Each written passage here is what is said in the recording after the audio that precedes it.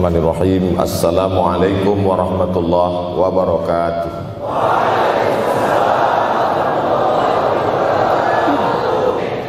Man shallas subha fi jama'atin, siapa yang salat subuh berjamaah, faka'annama shallal laila kullah, dapat pahala seperti salat sepanjang malam. Berarti kita sudah salat sepanjang malam, tapi tetap besok malam tahajud. Jangan karena sudah sholat subuh berjamaah lalu tidak lagi tahajud. Apalagi yang memang tak pernah tahajud, dan ini dijadikan alasan. Besok kalau ada orang membangunkan dia, bangun sholat tahajud, man shallas subha fi jama'atin faka'annama shallal laila kullah. Man shalla subha fi jama'atin, siapa yang salat subuh berjamaah, kana fi zimmatillah. Dalam hadis yang lain, siapa yang salat subuh berjamaah, maka sampai petang sampai malam nanti dia akan mendapatkan zimmatillah, tanggungan.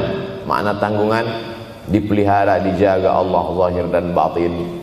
Kalaupun dia mati hari itu, matinya dalam istiqamah dan husnul khatimah.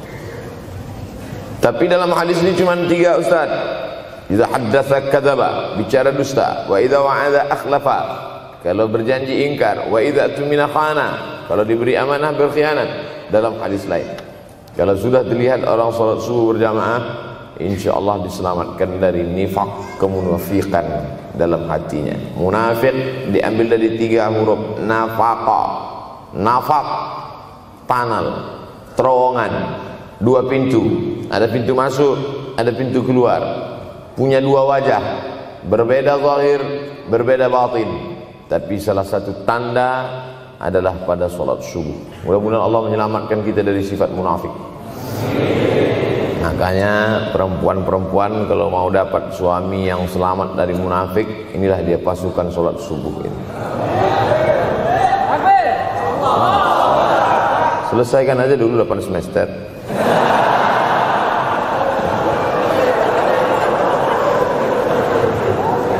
Imam Abu Ja'far Al-Barzanji menulis dalam syairnya, walamma tamma min hamlihi, ketika sempurna hamil Aminah, syahrani 2 bulan, ala ashhuril aqwalil marwiyah, menurut riwayat yang masyhur, tufiya bil madinatil munawwarati abuhu Abdullah, meninggallah abuhu, bapaknya, bapak Nabi Muhammad SAW, Abdullah bin Abdul Muttalib bin Hashim bin Abdi Manaf bin Qusay, di kota Al-Madinah Al-Munawwarah.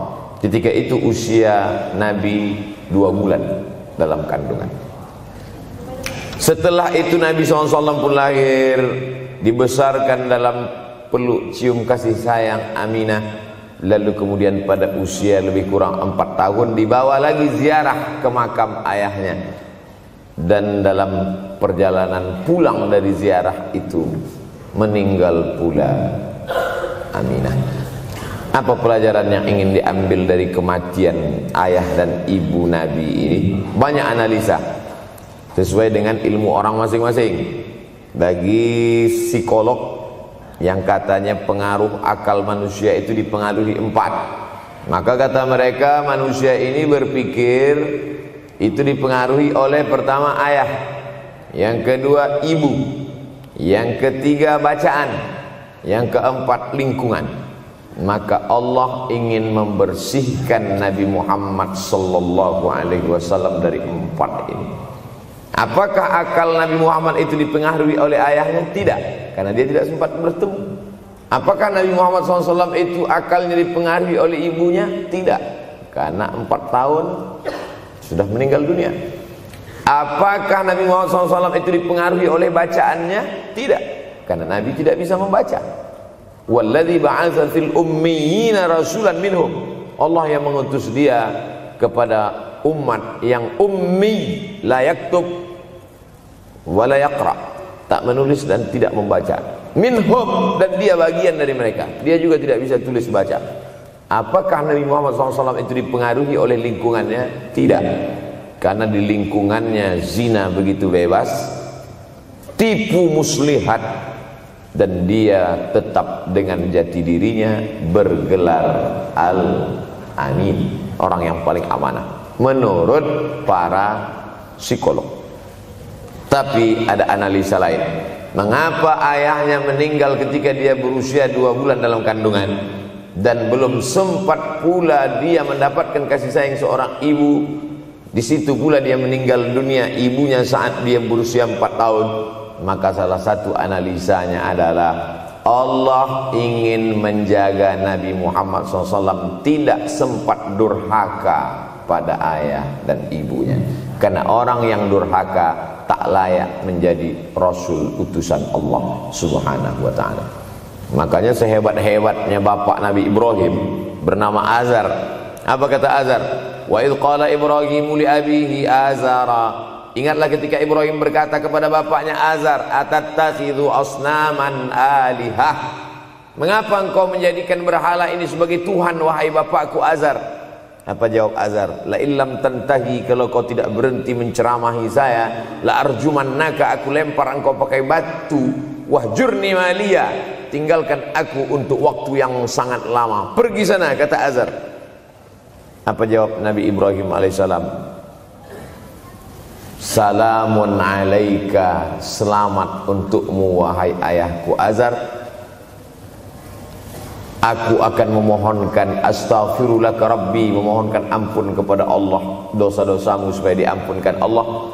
Innahu kana bi hafiyya, sesungguhnya Allah amat sangat sayang dan mengabulkan doa-doa. Nabi Ibrahim sempat bertemu dan tidak melawan. Tapi Nabi Muhammad SAW beda dengan Nabi Ibrahim. Allah buat Ibrahim tidak melawan, tapi ayahnya menjadi durhaka kepada anak. Sedangkan Nabi Muhammad SAW dua-dua dan dijaga Allah Subhanahu wa ta'ala. Nabi Muhammad dijaga sehingga tidak sempat durhaka kepada Abdullah dan Aminah, dan Allah pula menjaga Abdullah, menjaga Aminah, sehingga tidak sempat menyakiti manusia yang paling mulia, Nabi besar Muhammad sallallahu alaihi wasallam. Saya tidak memilah-milih nabi-nabi, karena kita memang tidak boleh la nufarriqu baina ahadim mir rusulih. Kita tidak boleh membeda-bedakan antara satu nabi dengan nabi yang lain. Lalu yang membedakan itu siapa? Allah Subhanahu wa ta'ala. Dari cara panggilnya saja berbeda. Kalau Nabi Adam dipanggil Allah, ya Adam, uskun anta wa zawjukal jannah. Nabi Yahya dipanggil Allah, ya Yahya, khudhil kitaba biquwwah. Nabi Isa dipanggil Allah, ya Isa, inni istafaituka 'alan nas. Tapi Nabi Muhammad SAW, Allah tidak pernah manggil dia ya Muhammad. Allah panggil dia dengan 2 sebutan. Pertama, ya ayyuhar rasulu balligh, wahai Rasul. Dalam panggilannya yang lain, ya ayyuhan nabiyyu jahidil kuffar. Bukan kita yang membedakan, Allah yang membedakan cara panggilan untuk Muhammad sallallahu alaihi wasallam. Begitu juga dengan berdoa. Kalau Nabi Musa alaihissalam, dia yang berdoa, Rabbis shrahli sadri, lapangkan dadaku, wa yassirli amri, mudahkan urusanku. Tapi Nabi Muhammad tidak berdoa, Allah langsung memberi. Apa kata Allah? Alam nashrah laka sadrak. Apakah belum kulapangkan dadamu? Wa rafa'na laka dzikrak. Kami angkat beban. Alladzi anqadha dhahrak, yang membebani pundakmu. Belum dia berdoa, sudah dikabulkan Allah, karena janji Allah kepada dia, wala saufa yu'tika rabbuka fatarda. Apapun yang kau mau akan kuberi. Salah satu penyebab Allah memberi apa yang dimau sebelum meminta adalah kalau tidak pernah durhaka kepada orang tua. Oleh sebab itu judul yang diberikan kepada saya, Ustaz Abdul Somad, nanti tabligh akbar di kampus Universitas Ahmad Dahlan. Apa temanya? Biasanya saya diberikan tema untuk anak-anak muda meraih masa depan bebas narkoba dan pacaran. Apa temanya untuk anak-anak muda? Bagaimana pokoknya. Tapi di Universitas Ahmad Dahlan saya diberi tema. Apa temanya? Birrul walidain. Masya Allah. Saya bilang alhamdulillah, Untung saya nggak dikasih tema birruz zaujatain. Artinya apa? Sehebat apapun prestasi akademikmu, kalau sampai tidak memuliakan orang tua, hampa di hadapan Allah Subhanahu wa taala. Ada seorang laki-laki, kata Nabi, kalau nanti dia datang kemari minta doa sama dia karena doanya makbul. Sahabat heran, karena sahabat itu definisinya man laqiyan Nabi sallallahu alaihi wasallam wa amana bihi wa mata 'alal Islam. 3 definisi sahabat. Orang yang berjumpa dengan Nabi, beriman dengan Nabi, dan matinya dalam keadaan Islam, maka itu disebut dengan sahabat menurut ilmu hadis. Makanya ketika saya menjelaskan itu ke mahasiswa, Aisyah yang merupakan sahabat Nabi, komplain mahasiswa, mohon maaf Ustaz keliru, Aisyah itu bukan sahabat tapi istrinya. Kita bicara ilmu hadis. Makna sahabat, man laqiyan Nabi, berjumpa dengan Nabi, wa amana bihi, beriman dengan Nabi, wa mata 'alal Islam, mati dalam keadaan Islam. Abu Lahab ketemu dengan Nabi tapi tidak beriman dengan Nabi dan mati dalam keadaan kafir, maka tidak masuk golongan sahabat. Tapi ini ada seorang laki-laki hidup sezaman dengan Nabi dan Nabi mengenal dia, dan Nabi berpesan nanti kalau dia datang ke kota Madinah minta doa dari mulutnya karena doanya dikabulkan Allah Subhanahu wa taala. Sahabat heran, kami yang hidup bersama engkau, kami yang berperang bersama engkau, kami yang sholat di Masjid Nabawi bersama engkau, kenapa doa dia lebih makbul daripada kami? Malah kami meminta doa dari mulut dia. Tapi tidak boleh membantah dan melawan Nabi. Pokoknya nanti kalau dia datang kemari minta doa kepada dia. Setelah Nabi Muhammad SAW meninggal dunia, laki-laki itu pun sampai ke kota Madinah, berjumpa dengan sahabat. Sesuai dengan yang dijanjikan Nabi, mereka pun meminta doa kepada dia. Namanya Uwais Al-Qarni.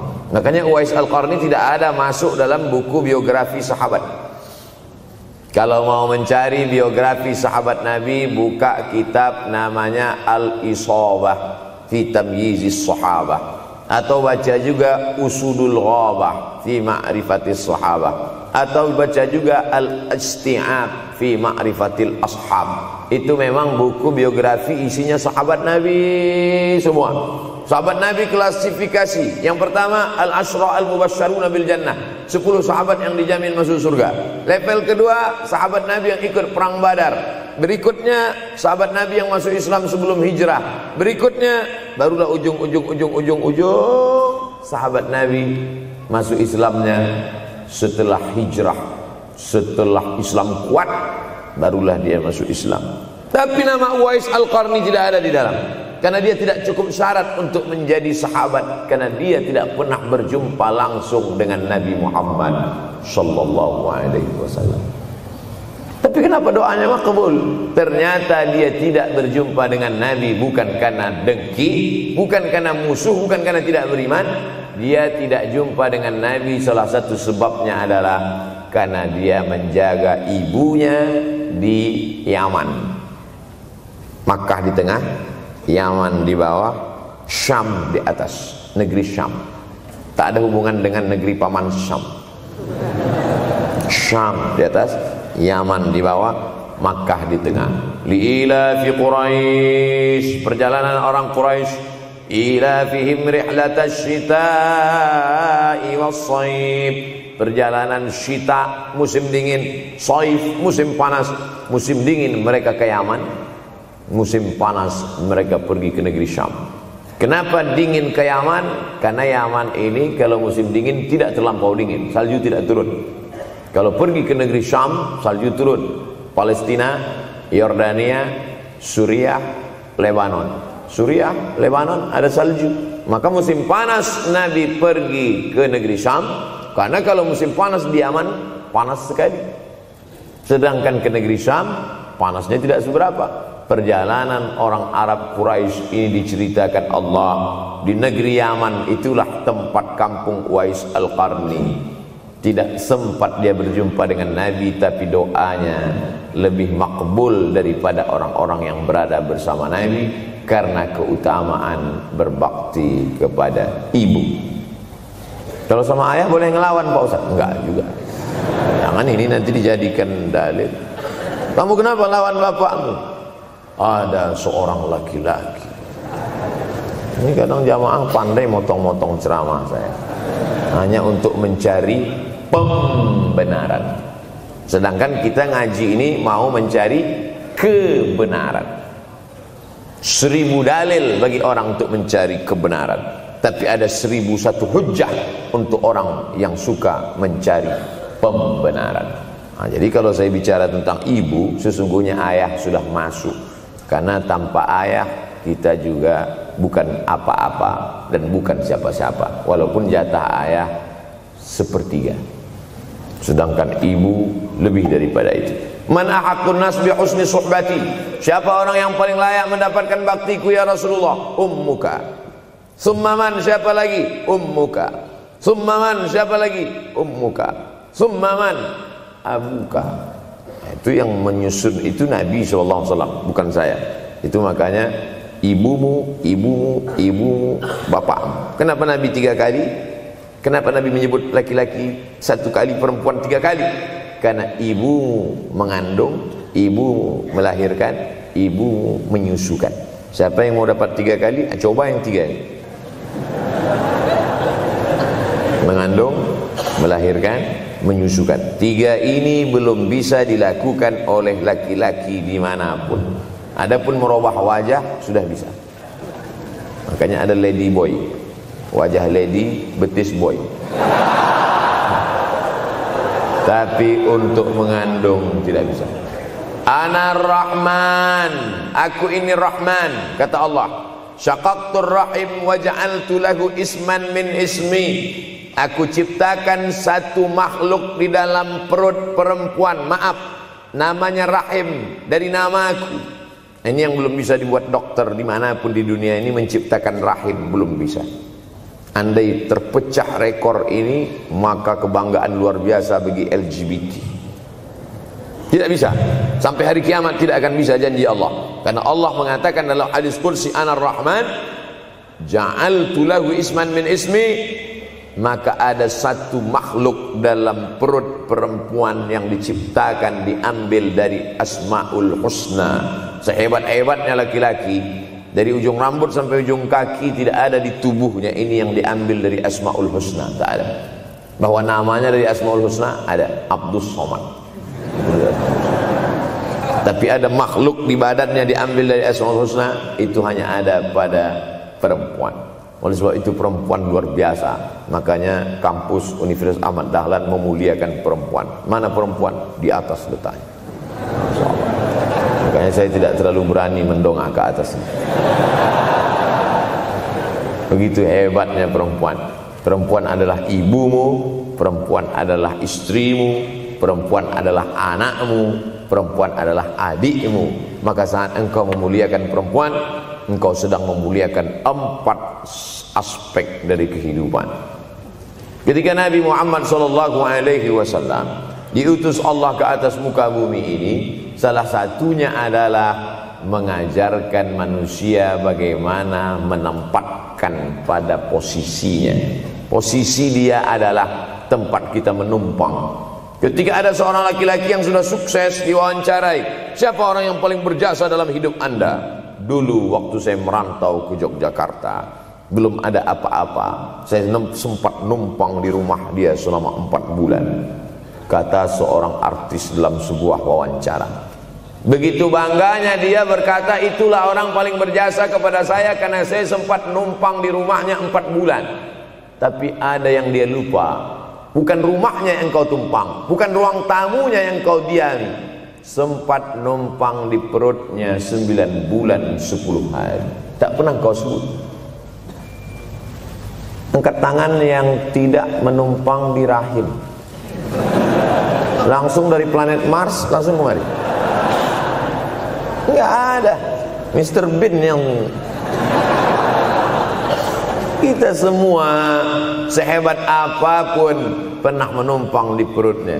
Oleh sebab itu makanya dosa yang paling mengerikan adalah Kalau ada orang jual sabu-sabu, peminum khamar, di dunianya bahagia, happy, senang, itu Ustaz, pengedar narkoba, hidupnya aman, adem, ayem, tentram.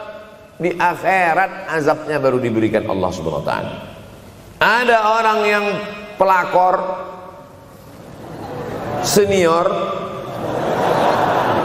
tapi hidupnya di dunia senang-senang saja, di akhirat nanti azabnya ditunda. Namanya istidraj. Istidraj diambil dari kata daraja, tertunda. Azab yang tertunda. Sudah jadi judul sinetron. Azab yang tertunda. Tapi ada satu perbuatan dosa yang pasti di dunia dirasakan. Apa itu? Durhaka pada orang tua. Orang yang durhaka pada orang tua, di dunia dia tetap dapat, di akhirat dapat sekali lagi. Itu janji Rasulullah SAW. Lama hidup banyak dirasa, jauh berjalan banyak dilihat, lama jadi ustadz banyak yang curhat. Maka tidak satu dua itu saya lihat dalam kehidupan. Hebat, rezeki banyak melimpah ruah, tapi jauh dari kebahagiaan. Apa sebab? Janji Rasulullah SAW. Orang yang durhaka pada orang tua di dunia sudah dapat, di akhirat dapat lagi, dapat. Di mana letak keadilan Allah? Kenapa di dunia sudah dapat, di akhirat dapat lagi? Yang di dunia itu baru DP-nya, di akhirat baru kau rasakan cash. Oleh sebab itu jangan pernah melawan pada orang tua, jangan pernah melawan. Apapun kata dia, jurus menghadapi orang tua ini tidak banyak, 3 saja. Kalau dia marah-marah, kalau dia cerewet, kalau dia ngamuk-ngamuk, pertama diam. Pulang kampung marah aja. Saya bolak-balik kirim uang belanja, kenapa kamu IP-nya 2,0? Diam. Yang kedua, diam. Yang ketiga, diam. Kalau belum bisa membahagiakan, jangan susahkan dia. Kalau belum bisa menunjukkan prestasi, jangan susahkan hatinya. Jangan sampai belum ketemu dengan wajah kita pun dia sudah susah hati. Baru nama kita muncul di HP-nya, kumat darah tingginya. Bunyi handphone dia lihat nama kita di situ, langsung berubah detak jantung. Karena ternyata bukan nama kita di situ dia buat. Siapa? Troublemaker. Oleh sebab itu jangan susahkan orang tua. Saya tidak ujuk-ujuk langsung jadi ustadz. Saya sempat jadi mahasiswa terlama di dunia. Saya kuliah di Mesir tahun 1998 sampai 2002. 4 September 1998 menginjakkan kaki di Kairo. November pulang tahun 2002. Tidak pernah sekalipun saya menyusahkan orang tua saya. Tak pernah saya minta uang pada mereka. Sampai almarhumah emak saya bertanya, kau makan apa di sana? Makan nasi, saya bilang. Dari mana dapat uang? Beasiswa saya cukup, mak. 162 pon. 50 untuk makan, 50 untuk rumah, tinggal 62. 20 dibagi lagi untuk ongkos, 20 untuk buku, 20 disimpan, mana tahu demam sakit gak ada uang. Sampai pulang. Sampai akhirnya dia kasih tanya, gimana caranya ngirim uang supaya nanti di akhirat kalau Allah bertanya, pernah gak ngirim uang? Pernah. Ya, saya tak mau menyusahkan. Saya menganggap kalau nanti saya minta hatinya susah, kalau nanti saya banyak minta saya tak bisa balas. Maka saya bukan berarti mengajak adik-adik tidak minta uang. Saya paham tak semuanya dapat beasiswa, artinya minta. Cuman kalau minta ya pulang nanti sampaikan ke orang tua, saya sudah dengar ceramah Ustaz Somad, maka saya tidak minta lagi, Mak. Tidak.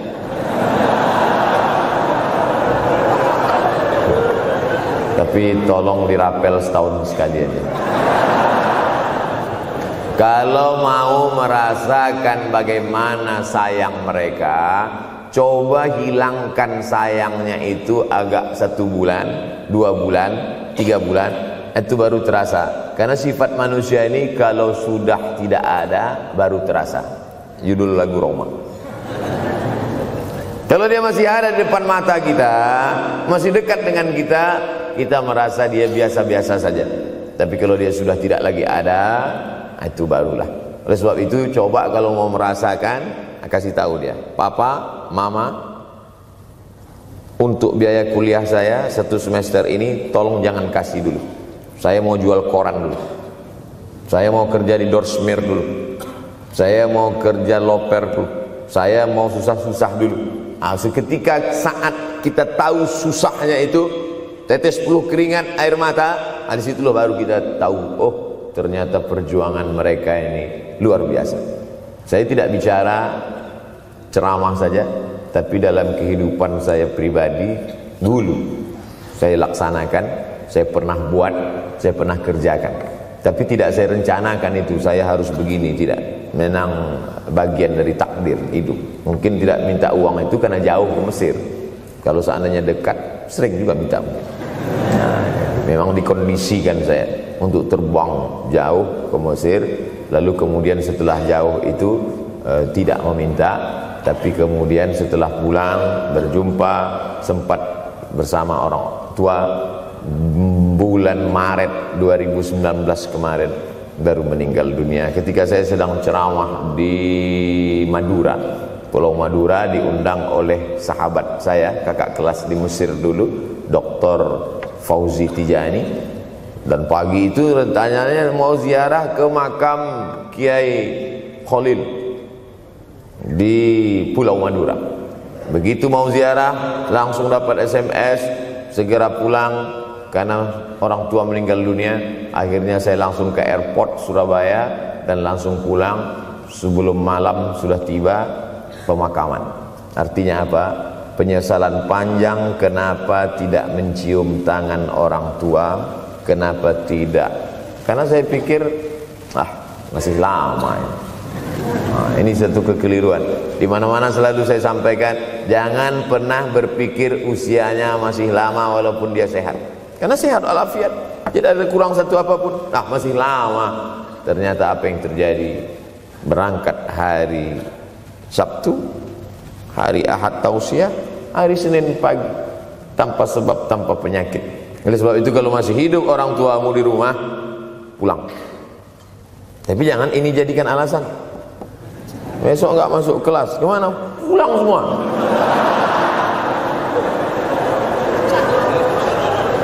Pulang sesuai dengan kondisi, situasi dan keadaan.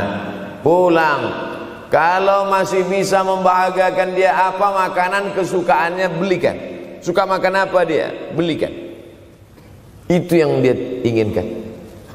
Andai kita gendong dia dari Yogyakarta berangkat ke kota Makkah, sampai di Makkah tawaf 7 putaran, dari Safa ke Marwah, pulang lagi ke Jogja, belum tentu dapat membayar sekali teriakan dia saat mengeluarkan kita ke alam dunia.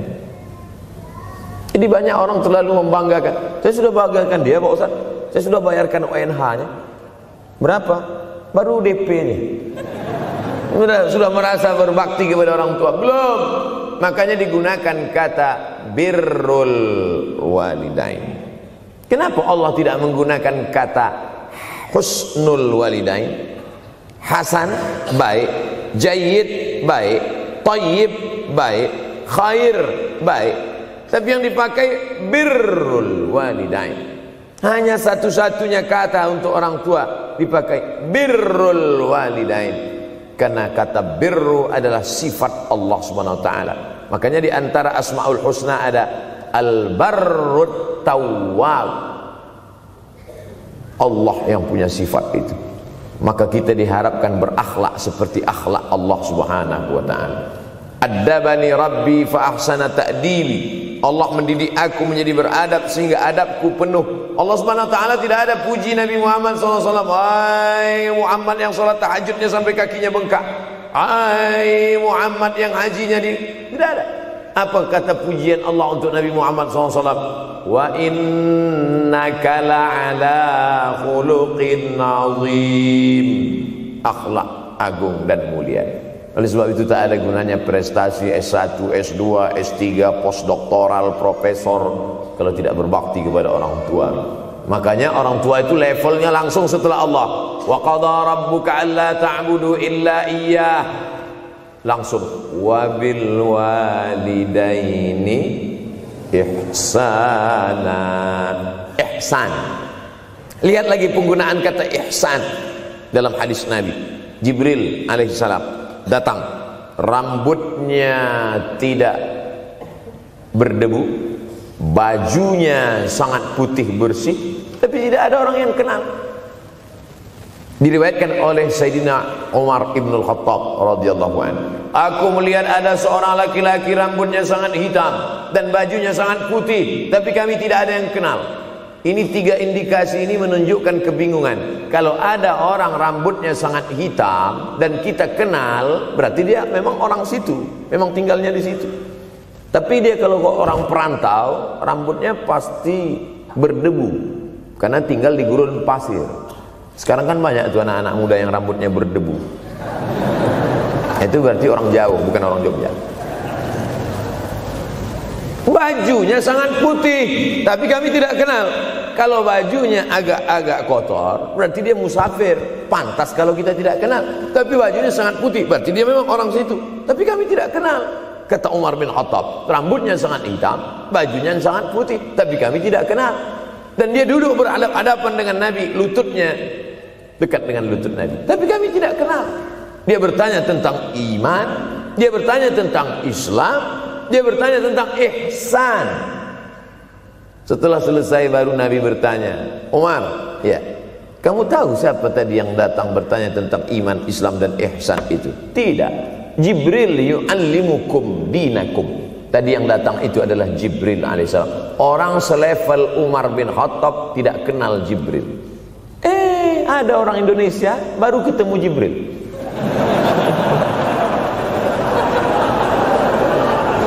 Umar bin Khattab kalau lewat di suatu jalan, kalau Umar bin Khattab lewat jalan Sudirman, maka setan lari ke jalan lain. Ini ada orang satu perjalanan sama setan, ngaku kenal dengan Jibril alaihissalam. Makanya kalau baca hadis, satu hadis, tapi analisa dari hadis itu banyak sekali. Umar tidak kenal dengan Jibril kecuali setelah Nabi Muhammad SAW yang bercerita mengenalkan. Dari mana Nabi tahu? Nabi dapat wahyu dari Allah Subhanahu wa ta'ala. Tapi ada analisa lain. Apa maknanya? Allah menggunakan kata ihsan untuk orang tua, Nabi menggunakan kata ihsan untuk Allah. Ihsan untuk Allah, anta'budallaha ka'annaka tarah, kau sembah Allah seakan-akan engkau melihat dia. Fa illam takun tarah, kalau kau tidak bisa melihat dia, fa innahu yarak, sesungguhnya dia yang selalu melihatmu. Tidak pernah putus ihsan. Ihsan Allah kepada kita, tidak pernah putus pengawasan Allah. Bagaimana ihsan kita kepada orang tua? Tak pernah putus bakti walaupun dia sudah meninggal dunia. Makanya kita tetap membaca walaupun dia sudah masuk liang lahat, jam 2 malam bangun, Rabbil firli wali walidayya warhamhuma kama rabbayani shaghira. Ada seorang sahabat Nabi namanya Sa'ad. Sa'ad sudah jadi bahasa Indonesia. Banyak juga orang Indonesia laki-laki sifat Sa'ad. Orangnya Sa'id, artinya bahagia. Sa'adah, kebahagiaan. Jenenge sapa? Sa'adah.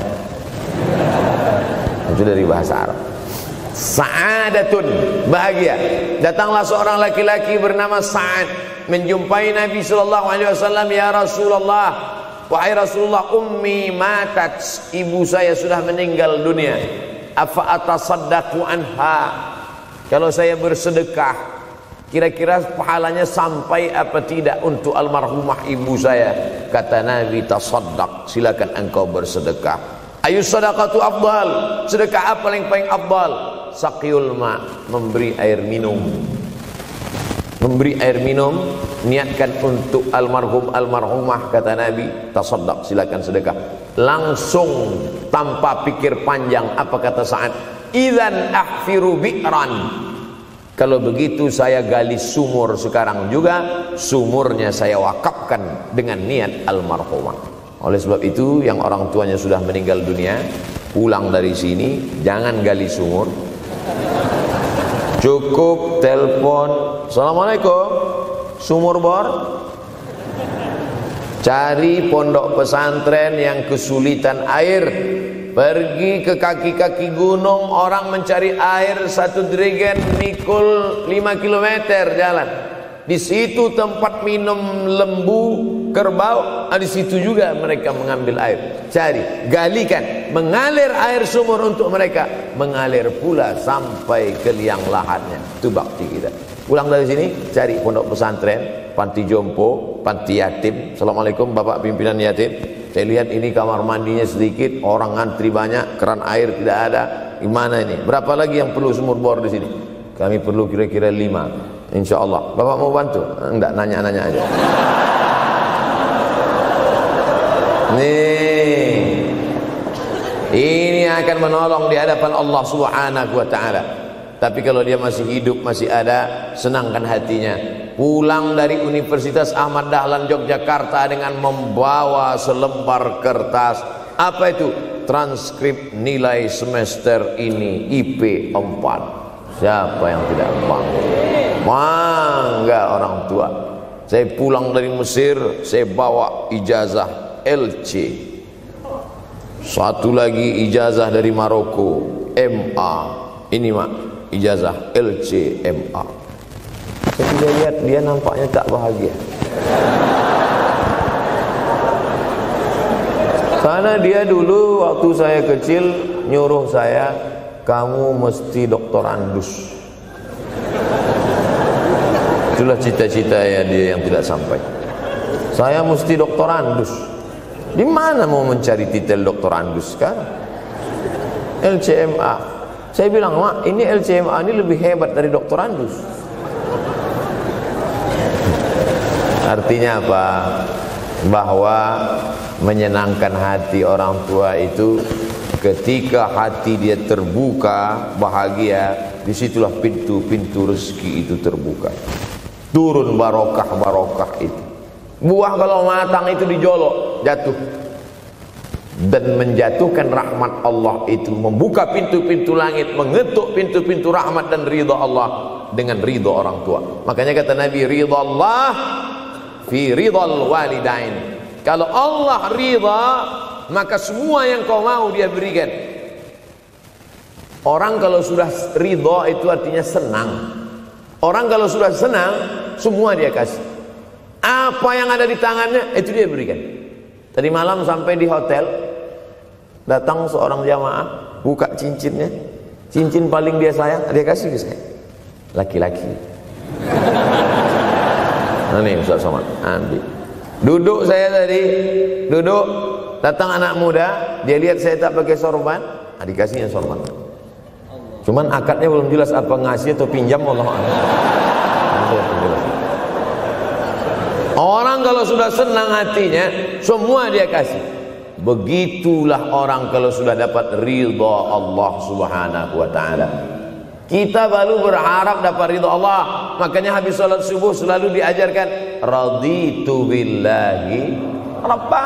Aku ridha engkau sebagai Rabbku ya Allah. Apakah Allah ridha terhadap kita? STJ, status tak jelas. Cara mendapatkan ridha Allah, pancing dengan ridha orang tua. Senangkan hatinya, terbuka pintu rezeki. Makanya sulit hidup kita, sempit. Dari kerut kening kita udah kelihatan. Kenapa?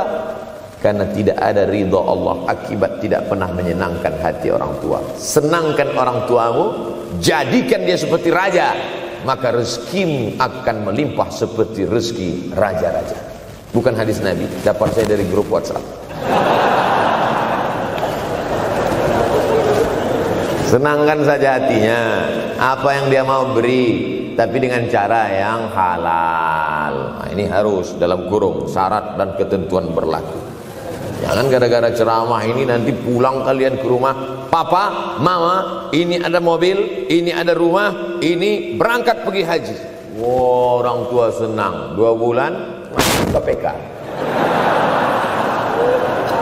Innallaha thayyibun, Allah maha suci, la yaqbalu illa thayyiban. Allah tidak menerima kecuali yang suci-suci saja. Wa anfiqu, berinfaklah. Wa anfiqu, bersedekahlah. Wa anfiqu, berwakaflah. Wa anfiqu, berzakatlah. Min thayyibat, yang baik-baik. Yang tidak baik tidak diterima Allah Subhanahu wa taala. Kamu lagi ngapain? Nyuci. Lagi ngapain? Nyuci. Pakai air apa? Air kencing. Begitu kata Syekh Abdul Wahab Asy-Sya'rani dalam kitabnya Tanbihul Mughtarrin. Tanbih, peringatan. Mughtarrin, pada orang yang tertipu, menyangka sedang berbuat baik padahal sebenarnya tidak baik. Itu yang disindir Allah dalam Al-Quran. Wa yahsabuna annahum yuhsinuna sun'a. Mereka menyangka sedang berbuat baik. Ini juga tidak betul. Niatnya sudah baik, membahagiakan orang tua, tapi caranya tak betul. Mama, papa, alhamdulillah kuliah saya sudah selesai, ini skripsi saya.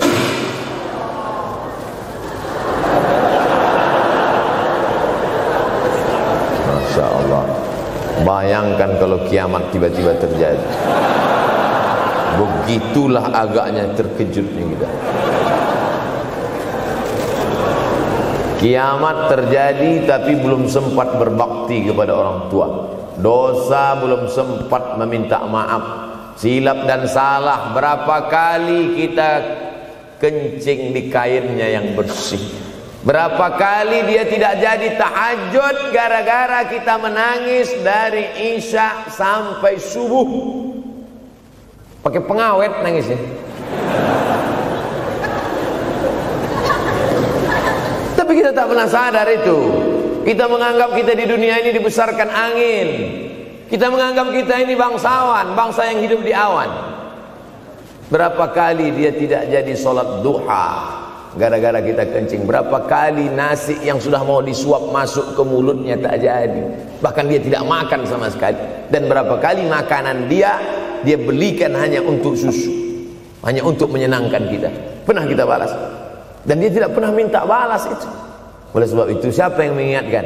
Abdul Somad diberikan judul berat ini. Judul yang paling berat ceramah tentang orang tua, tentang ibu, tentang ayah. Jarang saya mau menerima judul-judul pengajian. Ini pun dikasih tahu setelah sampai di sini.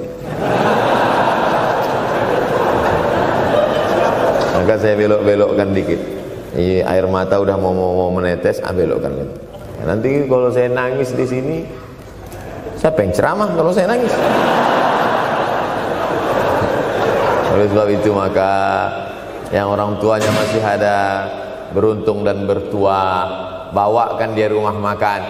Ada sahabat saya namanya Ustadz Lukman di Pontianak. Pontianak, bukan Kuntilanak. Mereka punya program namanya Bawa Ibu ke Rumah Makan. Keren nama programnya. Bawa orang tua ke rumah makan. Nanti hari libur adik-adik anak-anakku sekalian libur, bawa ayah, bawa ibu ke rumah makan. Ketika Ustadz Lukman cerita itu ke saya, Ustadz Somad, kita punya program baru nih. Apa nama programnya Ustadz? Bawa ibu ke rumah makan. Alhamdulillah Ustadz Lukman, seluruh rumah makan di Pekanbaru tempat tinggal saya itu, semua sudah saya bawa emak almarhumah saya. Saya bawa sup tunjang, saya bawa rendang, saya bawa goreng ayam, saya bawa goreng puyuh, saya bawa. Cuman ada rumah makan ular sawah itu yang tak saya bawa singgah. Lain dari itu sudah saya bawa. Tak ada penyesalan dalam hati. Senangkan hatinya. Apa pakaian yang dia suka? Orang tua itu tidak minta yang besar, asal ada saja. Pulang dari Yogyakarta sampai ke rumah, ini tadi ada nampak sedikit tanda terkenang. Kalau banyak makan sendiri. Ketika dia senang melihat itu, bahagia hatinya, nampak senyum di tepi bibirnya, pada saat itulah rahmat Allah terbuka. Pada saat itulah ridha Allah datang. mengapa sulit mencari pekerjaan, mengapa payah mencari penghidupan. Salah satu yang mempersempit ridha Allah itu adalah karena tidak berbakti kepada orang tua. Oleh sebab itu maka judul tema yang diberikan birrul walidain, berbakti kepada orang tua, bahagiakan. Ini ada juga ini anak-anak yang sudah sukses ini, papa, mama sudah meninggal, papa jangan risau, silakan terbang ke Yogyakarta, ada adik di sana, silakan terbang ke Surabaya, ada kakak di sana, silakan terbang ke Kuala Lumpur, ada keluarga di sana, jangan hiraukan. Kata bapaknya, kalian terbangku saja kalian pikirkan, kemana aku hinggap tak kalian pikirkan. Ada sebagian orang ketika ibunya meninggal dunia, marah dia, mengamuk dia anggap kebahagiaan itu sudah hilang, padahal membahagiakan orang tua dua-dua adalah tanggung jawab kita. Kalau dua-duanya sudah tidak ada Pak Ustadz, masih ada keluarga. Ada keluarga. Al-khalah bimasabatil saudara ibu, kakak ibu, adik ibu, sama seperti ibu. Sambung lagi silaturahim, buat dia senang, buat dia bahagia. Man ahabba yubsatalahu fi rizqihi, siapa yang mau lapang rezekinya, wa yunsa'alahu fi asarihi, dipanjangkan umurnya, falyasil rahimahu, hendaklah dia menyambung tali silaturahim. Saya ceramah di satu kota. Sampai di kota itu saya melihat rumah besar, megah, mewah, seperti istana. Cuman saya segan mau nanya, nggak mungkin saya tanya, Pak, ini hasil dari apa? Saya tengok, saya ngangguk. Kawan-kawan saya yang ikut di situ seperti ngelihat kucing semuanya. Mantap. Setelah duduk, makan, habis makan, minum, habis itu sahibul bait yang punya rumah pun cerita, Ustadz Abdul Somad, iya Pak, dulu ini hanya bambu-bambu yang dikasih daun, yang dikasih terpal. Tempat apa Pak? Tempat ibu saya buat pengajian. Setiap tahun dibuat begitu, pasang tiang-tiang kayu, pasang terpal, daun-daun, pengajian ramai. Sampai akhirnya saya berkata, Bu, pengajian kita hentikan saja, stop. Saya tidak sanggup lagi pasang tenda, pasang terpal ini. Tapi akhirnya apa kata ibu saya? Nanti setelah saya tidak ada, pengajian ini terus kamu buat. Allah bukakan pintu rezeki Ustaz Somad. Inilah yang terjadi sekarang. Saya belikan orang tua saya itu rantai, saya belikan gelang, saya belikan cincin. Bulan depan saya datang, sudah nggak ada lagi. Mana gelangnya Mak? Nggak ada. Mana rantainya Mak? Nggak ada. Mana cincinnya? Nggak ada. Kemana? Itu kan emas mahal. Sudah saya jual. Untuk apa? Untuk bersedekah ke fakir miskin. Rupanya gelangnya, rantainya itu habis dia berikan sedekah fakir miskin. Tobatkah si bapak untuk berbakti? Tidak. Bulan depan dia belikan lagi. Sampai akhirnya diberikan Allah balasan melimpah ruah. Ternyata ini rahasia dari keberhasilan hidup, karena menyenangkan hati orang tua. Saya tak sebut nama, saya tak sebut lokasi, tapi yang mau berkunjung nanti saya kasih lokasi tepatnya. Saya kasihkan nanti alamat dari Google, saya kasih, supaya melihat secara nyata. Kalaulah rezeki itu hanya diberikan kepada orang yang bersungguh-sungguh, pergi pagi pulang petang, peras keringat banting tulang, maka tentu yang kaya itu adalah sapi yang membajak dari pagi sampai sore. Kalaulah kekayaan, keberhasilan itu diberikan yang paling pandai memanjat, maka tentu yang kaya itu monyet. Tapi Allah berikan kepada siapa? Yang dia ridhai. Dan penyebab ridha Allah itu adalah karena orang tua yang senang hatinya. Yang sempat durhaka, tidak sempat minta maaf, meninggal dunia dia sudah, apa boleh buat? Kau sudah booking seat di neraka. Yang sudah sempat durhaka, tidak sempat minta maaf, meninggal dunia gara-gara dia pecandu narkoba, pemabuk, pezina, mati orang tua dalam keadaan susah. Berapa kali saya ketemu ibu-ibu selesai pengajian, pergi saya ke tempat parkir, ibu tua 70 tahun menangis. Ibu nangis, kenapa bu? Anak saya Pak Ustadz. Kenapa dia? Disuruhnya saya jual tanah. Mama jual tanah. Untuk apa mama megang tanah? Udah tua aja pun jual. Mestinya anak itu yang menyenangkan hatinya di hari tuanya, bukan malah menyuruh jual tanahnya. Jual tanah supaya dia bisa bangun rumah, jual tanah supaya dia bisa menyekolahkan anak-anaknya. Na'udzubillah. Sudahlah tidak membahagiakan, malah menyusahkan. Ustaz, anak saya nyuruh saya jual tanah saya supaya dia senang, supaya dia dapat duit. Gimana nih Pak Ustaz? Mungkin si ibu berharap saya menjawab, ibu sabar aja ya bu, sabar ya. Ibu salah tanya bu. Kalau mau sabar cari ustadz lain, ada spesialis sabar, bukan saya. Begitu dia kasih tahu, anak saya maksa saya jual tanah saya, Pak Ustadz gimana? Mana alamat rumah anaknya? Mana?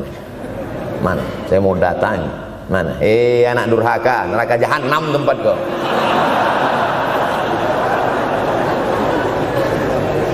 Tak mau dia ngasih alamat. Rupanya dia takut nanti anak saya malah marah sama saya, Pak Ustadz. Saya kasihan. Mudah-mudahan Allah berikan kekuatan pada ibu. Tapi cerita ini bukan satu dua contoh kasus. Ternyata zaman sanggup memperkarakan pengadilan hanya karena sebatang pohon kayu. Atau cuma saya yang dapat berita aja? Adik-adik ada juga dapat kiriman itu? Sanggup memperkarakan sebatang pohon kayu. Padahal kalau kau jual semua kebunmu itu, belum tentu dapat menebus. Datang seorang laki-laki mengadu kepada Nabi Muhammad SAW. Ya Rasulullah, ini bapak saya ini kurang ajar sekali. Bapaknya kurang ajar? Diambilnya harta saya ya Rasulullah. Gimana ini ya Rasulullah? Apa kata Rasulullah SAW? Anta wa maluka li abik. Anta sampai ke tempat kita jadi ente. Anta wa maluka, ente, harta ente, li abik, punya bapakmu. Jangankan hartamu yang di rumah itu, dirimu pun punya bapakmu. Nabi membela, seolah-olah Nabi berkata, apa yang diambil itu belum ada apa-apanya dibandingkan melepuh kulitnya untuk memberikan engkau sesuap makanan yang halalan thayyibah.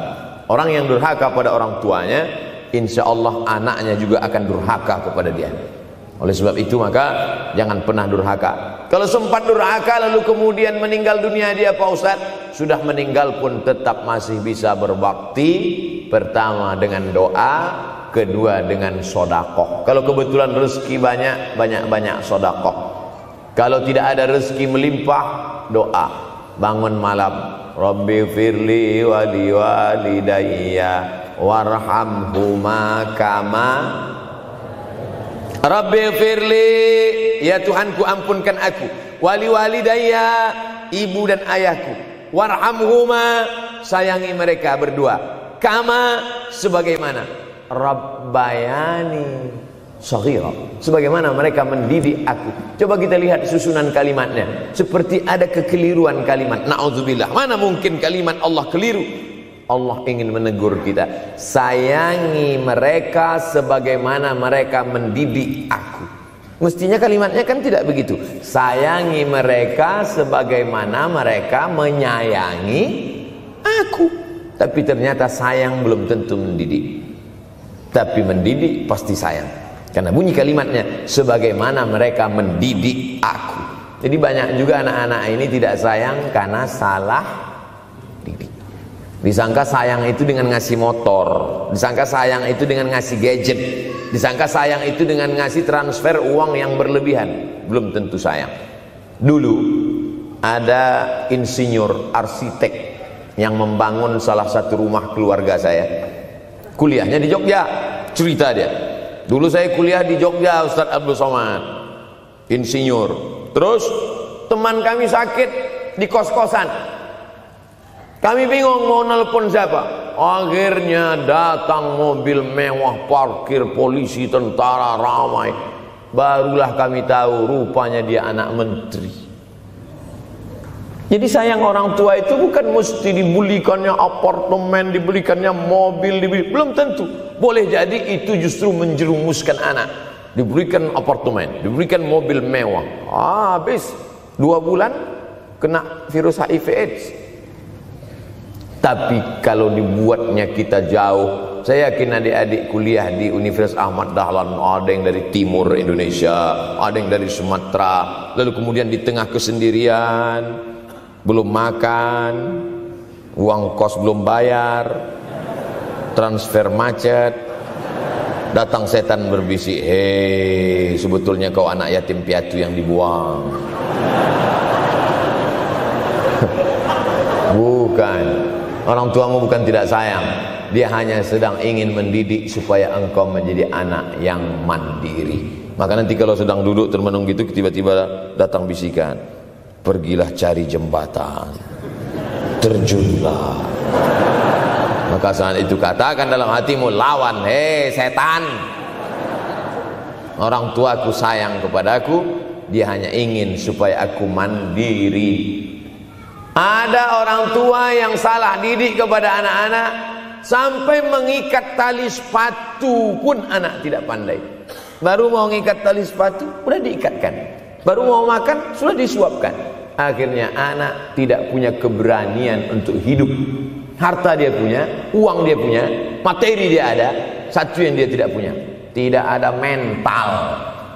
Tapi anak-anak, adik-adik Universitas Ahmad Dahlan adalah orang yang punya keberanian untuk hidup. Betul? Yang di hadapan saya ini, siapa yang tidak punya keberanian hidup? Ini yang jam 5:30 masih belum hidup lagi. Ada ini tidak punya keberanian untuk hidup, hidupnya terlambat. Tapi mahasiswa Universitas Ahmad Dahlan punya keberanian untuk hidup. Bahkan mungkin dia lebih dulu hidup daripada saya. Lebih dulu bangun dia tadi. Alhamdulillahillazi ahyana ba'da ma amatana wa ilaihin nusyur. Tengok jam. Oh, rupanya masih jam 1, tidur lagi. Saudaraku yang dimuliakan Allah Subhanahu wa taala. Maka my life, my adventure, hidup saya adalah petualangan saya. Ini yang mau kita harapkan, berani menghadapi tantangan. Ada orang yang menganggap hidup ini ya simpel-simpel aja lah Pak Ustaz. Tapi ada orang ingin hidup ini penuh dengan perjuangan.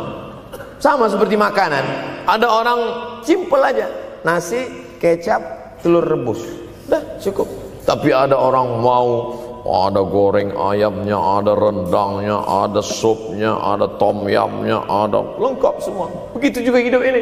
Ada orang yang simpel aja, ambil goreng ikan, makan. Tapi ada satu lagi enggak, pergi naik mobil sampai ke tepi hutan, naik motor, habis itu nyewa speedboat sampai di tengah laut memancing, ujung-ujungnya ikan juga. Yang dia nikmati bukan ikannya, tapi yang dia nikmati adalah proses untuk mendapatkan ikannya. Faham? Itu enaknya ngomong sama mahasiswa. Coba kalau yang masyarakat biasa, kita udah capek cerita, selesai ada pertanyaan, Ustaz maksudnya tadi apa ya? Aduh, capek gitu. Saya terus terang kalau ceramah di depan mahasiswa ini bangkit semangat saya lagi. Ini sekarang rasa-rasa umur 24. Tapi begitu nanti sudah mulai agak jauh dari mahasiswa, balik 42 lagi. Nah, makanya saya senang kalau diundang ke kampus-kampus. Saya kalau di Jogja diundang di kampus terus, walaupun nggak semua nerima.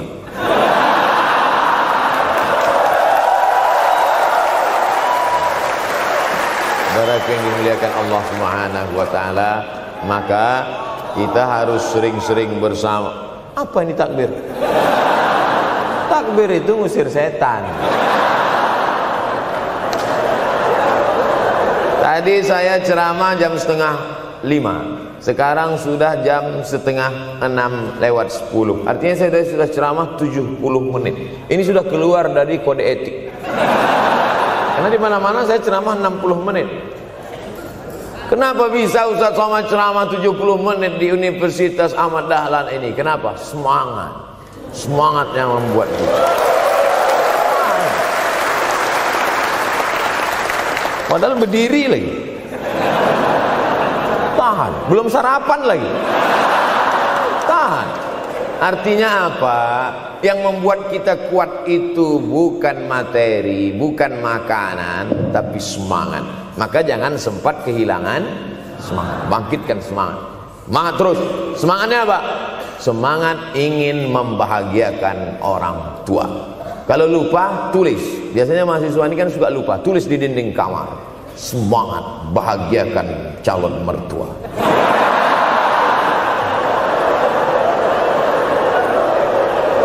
Nanti teman kos-kosan datang ngelihat, loh, kata Ustaz Somad kan orang tua, kenapa ente buat mertua? Sedangkan mertuaku saja kebahagiakan, apalagi orang tua.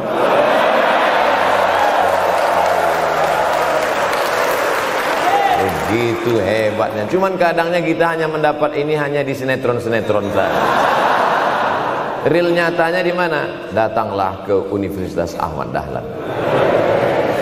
Jadi hidup ini harus ada target yang mau dicapai. Banyak orang targetnya nggak benar. Saya ingin menjadi orang yang punya kepribadian, Pak Ustadz. Rumah pribadi, mobil pribadi. Target bahagiakan orang tua. Gaji pertama kalau kerja nanti umroh. Oh, gitu. Ma, doakan. Nanti kalau aku kerja insya Allah gaji pertama nanti memberangkatkan umroh. Syukur-syukur nggak usah diomongkan dulu. Kasih surprise. Senang. Mama, ayah, ini gaji pertama. Dia buka tengok 700.000.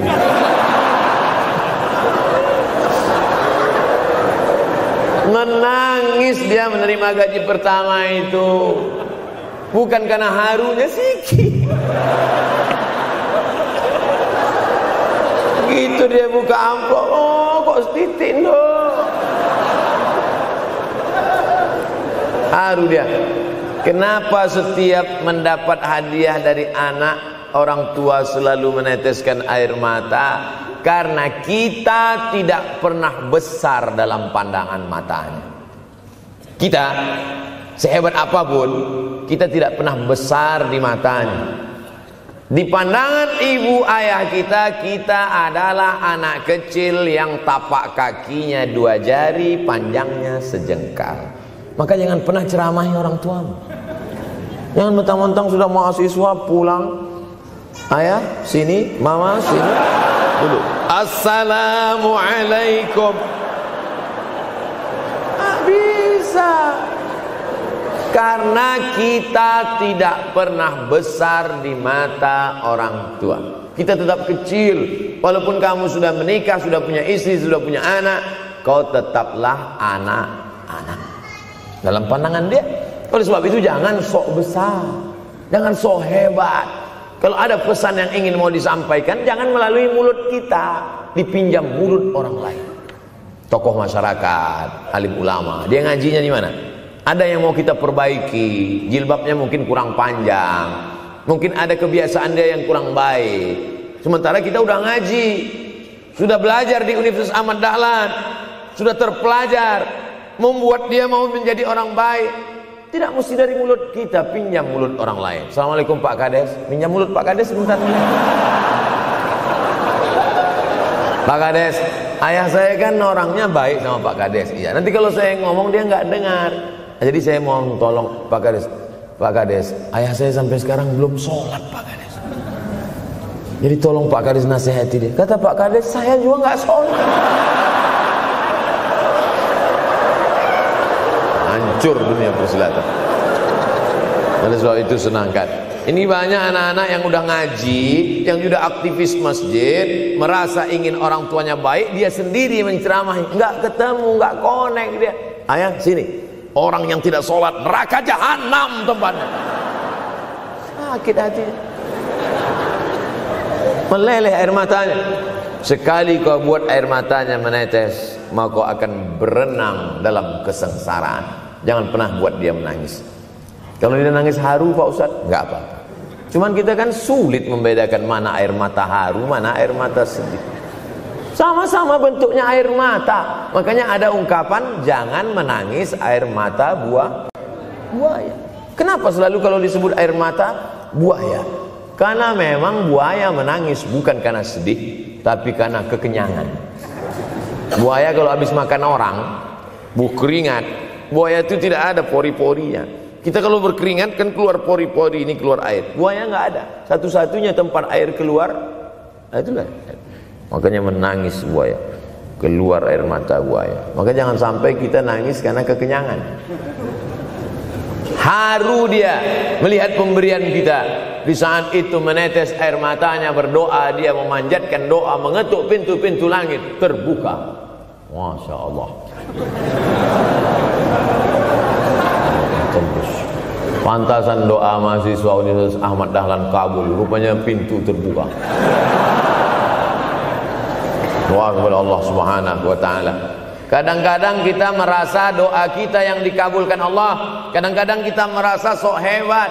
Setelah dia meninggal dunia, barulah kita sadar rupanya selama ini kita hanya menumpang doa. Numpang, bukan doa kita yang dikabulkan Allah ternyata, tapi doa dia. Tapi dia tidak pernah cerita itu. Dia nggak pernah ngomong. Apa pernah dia panggil kita, sini sebentar, aku sudah capek doain itu. Pernah dia bilang itu. Dia cukup mengadu tengah malam, ya Allah, anakku ini jadikan dia berhasil kuliahnya, ya Allah. Sudah hampir 14 semester nggak selesai-selesai. Dia mengadu kepada Allah Subhanahu wa taala. Ma, aku susah ini sekarang. Susah kenapa? Skripsiku ditolak terus. Pembimbing kemarin itu mempersulit terus. Berdoa dia tengah malam, ya Allah, lapangkan hati pembimbing itu supaya anakku cepat, ya Allah. Kalau enggak, matikan dia, ya Allah. Kabul, 2 hari setelah itu meninggal. Tapi kita tidak bisa request. Oleh sebab itu maka banyak-banyak dekatkan kepada orang tua, senangkan. Saya ceramah di Malaysia, dibawa jamaah ke mall. Ustaz Samad, esok kita tak ada tazkirah, tak ada tausiah. Kita nak pusing-pusing. Pusing-pusing maksudnya mutar-mutar. Pergilah kami ke mall. Sampai di lantai atas saya lihat anak-anak muda nyuapin orang tua. Ada restoran mahal, mewah. Itu kabarnya kalau mampir di restoran itu, makan, itu banyak yang nangis melihat harganya.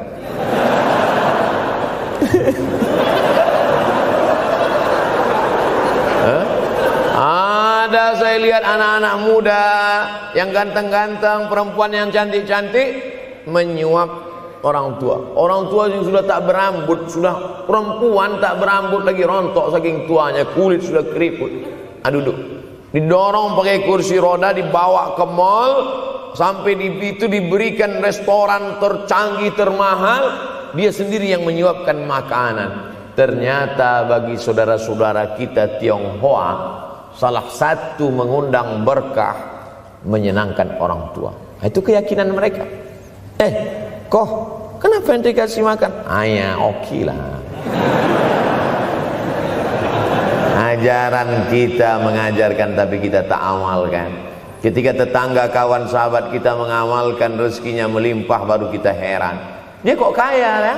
Iyalah, dia kan punya tuyul.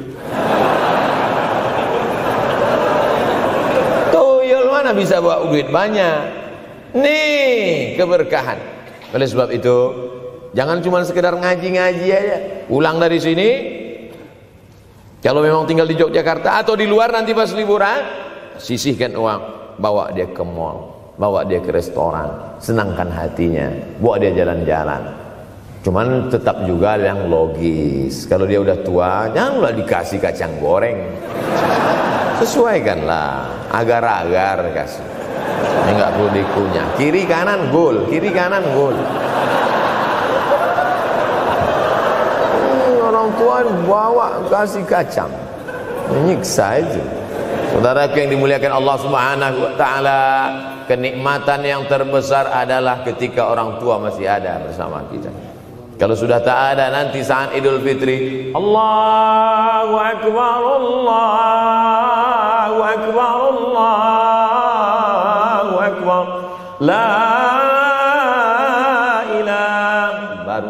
menetes air mata. Mama. Saya kalau sudah menengok orang menangis terlalu berlebihan mengenang orang tua, ini pasti ada, kalau bahasa kampung kami, something wrong. Ini pasti ada sesuatu ini. Karena orang kalau sudah habis tumpah, dia tidak akan menetes lagi. Tumpahkan kasih sayangmu itu sampai habis ludes, dia tidak akan menetes lagi. Tak ada penyesalan, karena semua sudah kita berikan. Kalaupun menangis hanya tetesan kasih sayang. Tapi kalau sampai mencakar dinding, mama, ini pasti. Saya kalau ada orang yang menyesal sampai mencakar dinding, mau saya antukkan aja kepala yang gede. Dulu waktu hidup kenapa enggak waktu? Sekarang udah mati baru kau menangis kan? Senanda. Nah, tapi tentu sesuai kemampuan kita, karena kata Allah, la yukallifullahu nafsan illa usaha. Allah tidak membebani orang lebih dari semestinya. Ustaz ceramah sampai jam berapa ini? Sampai jam 6 insyaallah. Saya mau lengkapkan. Jam kita sama tuh. Oh, sama. Jam 6. Jam 6 maka saya ceramah 90 menit nanti di Universitas Ahmad Dahlan.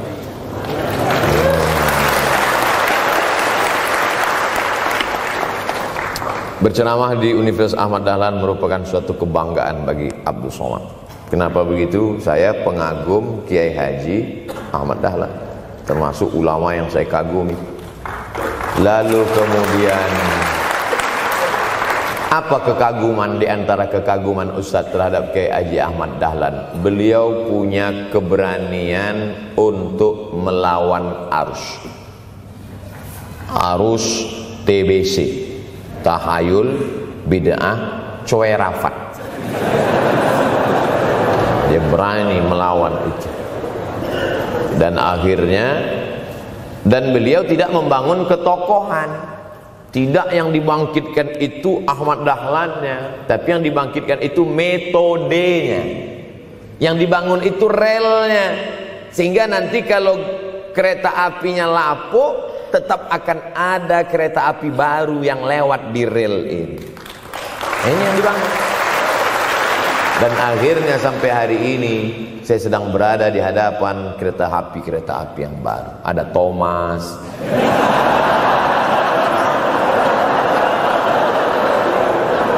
Kok Ustaz tahu Thomas? Anak saya paling suka itu. Satu koper kereta. Artinya apa? Bangun rel, maka akan ada lokomotif baru. Dunia boleh berganti, zaman boleh berubah. Idza waqa'an ala ahadikumul qiyamah, kalau kamu sudah mau mati, wa fi yadihi fasilah, di tanganmu ada bibit korma. Sudah mau mati, di tangan ada bibit korma. Apa yang kita lakukan? Ada sebagian orang kalau sudah mau mati, ya wes gua aja lah. Kalau di tanganmu ada bibit korma, gali-gali tanah sedikit, tanamkan. Untuk apa nanam korma sudah mau mati? Bukan kita sempat memakan manisnya, tak sempat bermaung di bawah daunnya yang rindang. Bukan kita yang menikmati, tapi ada orang lain dan pahalanya mengalir ke makam kita. 28.000 ibadah mengalir ke makam Kiai Haji Ahmad Dahlan. Angka 28.000 itu dari mana Pak Ustaz? Angka mahasiswa Universitas Ahmad Dahlan. Ustaz tahu dari mana? Ya makanya kalau orang ngomong tuh dengar. Makanya saya kalau diundang ceramah, Ustaz nanti sebelum ceramah kita ada acara makan dulu. Ya selama itu saya diam aja, ngumpulkan bahan. Jangan pernah melihat modal materi, tapi kuatkan usaha dan tawakal. Nih, bantuan cuma 6 miliar, tapi ternyata keperluannya berapa? 126 miliar. Tapi buktinya jadi masjid yang besar. Kalau diikutkan modal, mana mungkin cukup? Maka begitu juga dalam menatap hidup ke depan. Kamu kenapa belum juga nikah? Modalnya besar Pak Ustaz. Terus gimana? Nunggu yang gratisan aja lah. Begitu, usaha, tawakal, doa. Nah, bagi yang masih lajang, yang mau nikah, itu kalau bisa doanya jangan sir, agak jahar dikit. Ya Allah, umur udah 40. Dengar sama sebelah, loh belum mas katanya, belum. Bodoh.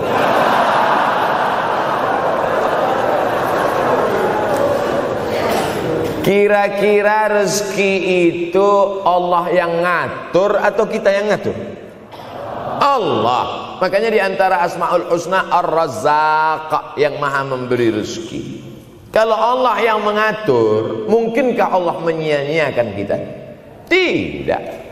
Cicak di dinding, semua tahu, karena dari kecil kita memang sudah diajari lagu cicak. Cicak, cicak di dinding. Ada nggak pernah yang dinyanyikan lagu kadal? Ada.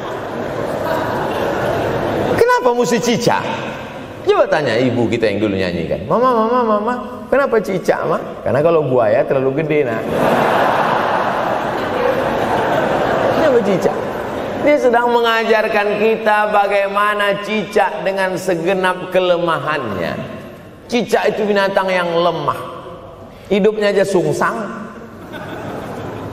Kita selalu berlawanan dengan cicak. Yang kata kita di atas, kata cicak di bawah. Tapi makanan cicak luar biasa. Apa makanan cicak? Helikopter, nyamuk. Cicak tidak bisa menggunakan tangannya, karena kalau dia pakai tangannya jatuh. Kadang pakai 4 aja jatuh. Selalu kan kejadian accident cicak jatuh. Cicak tidak pernah gunakan tangannya untuk makan, karena dia harus berpegang kuat. Apa yang dia pakai? Lidahnya. Lidahnya dia pakai. Nyamuk yang dia makan. Helikopter. Habis dimakan oleh cicak. Siapa yang paling hebat? Nyamuk. Makanannya darah. Nyamuk masih keluarga Dracula. Tapi Allah SWT mau mengajarkan jangan putus asa, gunakan potensimu, apapun yang terjadi gunakan. Ini sekarang banyak anak-anak muda nih kehilangan semangat. Kalau engkau kehilangan beras masih bisa hidup 3 bulan. Kalau engkau kehilangan air masih bisa hidup 3 hari. Tapi kalau kau kehilangan semangat, kau hanya hidup 3 detik. Tik, tik, tik, mati. Oleh sebab itu jangan sampai kehilangan semangat. Bahasa kitanya putus asa. Sampai dingin tuh lontong. Bukan karena ceramah terlalu lama, bukan. Sampai dingin itu sarapan pagi gara-gara mahasiswa. Ente kenapa? Galau, Ustaz. SMS nggak dibalas, telepon nggak diangkat. La ilaha illallah Muhammad Rasulullah. Mahasiswa seganteng ini, sehebat ini, begitu cepat putus asa. Saya aja setua ini, sekurus ini masih banyak yang mau. Lihat tuh komen-komen di Instagram, baca tuh komen-komen di YouTube. Ustadz, jadikan aku yang kedua ya. Masa kalian anak-anak muda gagah perkasa, bangkitkan semangatmu, takbir. Banyak yang belum ketemu jodoh. Saudara yang dimuliakan Allah Subhanahu wa taala, maka bangkitkan semangat. Tapi yang namanya semangat ini tidak bisa bangkit dengan banyak. Kita lihat orang bersemangat, pede di depan orang, pede luar biasa. Dia kok pede sekali? Pakai santai. Banyak juga yang semangat, pede luar biasa, rupanya pakai jimat. Kita pede kita bukan karena sabu-sabu, bukan karena narkoba. Pede kita karena kita sudah serahkan semuanya pada Allah. Inna sholati wa nusuki wa mahyaya wa mamati lillah. At-tahiyatul mubarakatul sholawatut thayyibatut lillah. Tapi tetap satu. Jangan nanti mentang-mentang udah dengar ceramah saya, at-tahiyatul mubarakatul.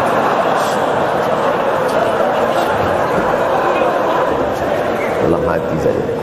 Ini bukan punya aku ya Allah, ini semuanya punya Engkau, punya Engkau. Berhasil kalian, sukses kalian, punya apartemen, punya kondominium, punya mobil. Datang teman nanya, hebat ente ya, kaya sekarang ya. La haula wala quwata illa billah. Tapi ngomongnya setelah berhasil. La haula wala quwata itu setelah berhasil atau sebelum? Setelah semua dipuji orang, hebat ente sekarang ya. La haula wala quwata, bukan punya saya, punya Allah. Tapi sekarang banyak orang salah. Ente kok enggak kerja? La haula.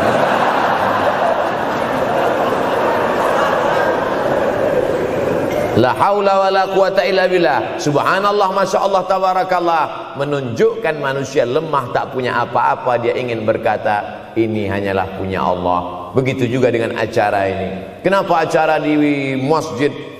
Kenapa acara di kampus kemarin ramai melimpah ruah? Bukan karena panitia, bukan karena Ustaz Abdul Somad, bukan karena baleho yang besar, tapi la haula wala quwata illa billah.